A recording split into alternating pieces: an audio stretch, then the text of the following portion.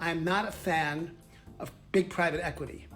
You know, a plutocracy is a society controlled primarily by the super rich, the really wealthy, right?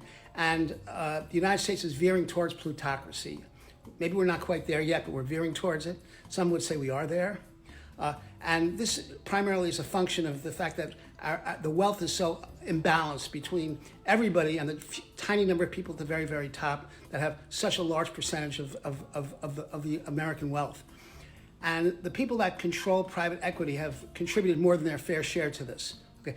Almost 6% of our economy is now controlled by private equity. And what private equity is where these managers create funds that go out and buy companies, right? And what they do is they buy public companies and they buy private companies. And then what they do with these companies is relatively secret. They slice them, they dice them, they reorganize them, they fire people, right? They raise prices, they raise rents, and through it all, they reduce the number of public companies that are out there. And the government, the rules of the government, they tend to also often encourage this behavior. The private equity managers get various kinds of tax breaks, as do the private equity funds, right?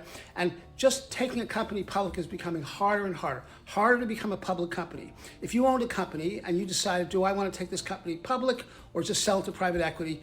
Well, maybe you're going to just sell to private equity because it's so much simpler than taking the company public.